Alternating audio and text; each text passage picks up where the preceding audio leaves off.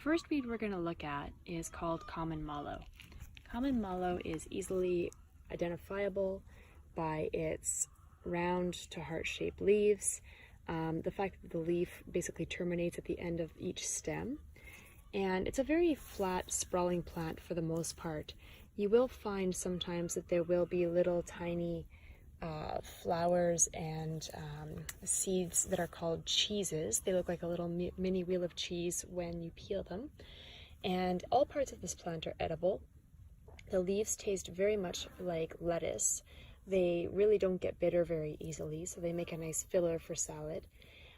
This whole plant is quite mucilaginous and soothing. The little cheeses, if you're lucky enough to find a seed pod, I don't see any on this particular plant, but if you find a seed pod on this common mallow, it tastes very much like raw peas. The next plant we're going to look at is called lamb's quarters. Lamb's quarters is a very common weed in most gardens. This is a pretty typical kind of medium-sized plant. They can get quite large when they go to seed. This one here is small, but you can see that it's starting to go to seed.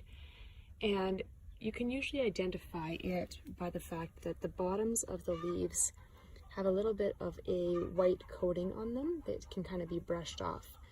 You don't have to brush it off to eat it though. This plant tastes very much like spinach and makes a great addition to most salads. You can use it cooked, you can use it raw, doesn't really matter, and it can be found in pretty much any garden. You will, however, want to be using the leaves while the plant is still quite young. Otherwise, the leaves can get a little bit bitter or fibrous. Another common garden weed would be pennycress. Now this is a young example of pennycress. You can see that there's just some white flowers starting to form.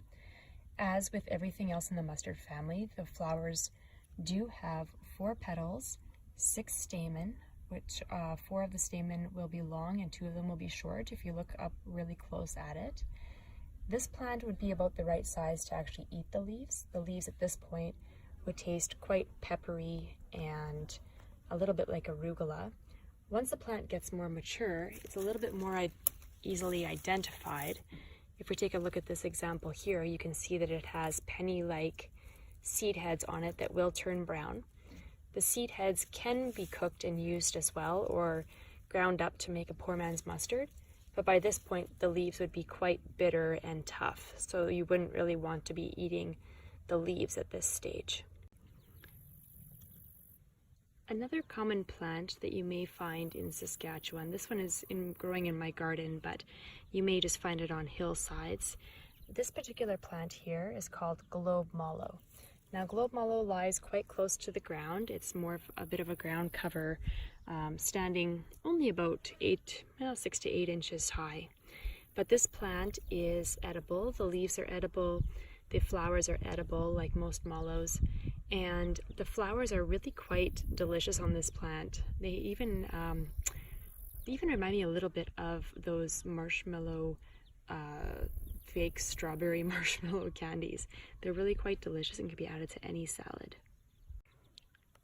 Here we have an entire field of shepherd's purse.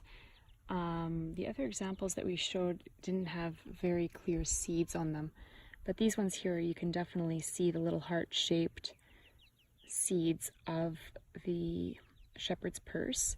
And if I am able to zoom in effectively here, you will be able to see that each one of these flowers has 4 petals and would have, if you looked very, very closely, it would have 6 stamen, with 4 of them being long and 2 of them being short. All parts of this plant are edible. At this point, the leaves, which you would find basically at the base of the plant, would be really quite bitter and tough. But before it goes to seed, those leaves would be really tender and quite tasty.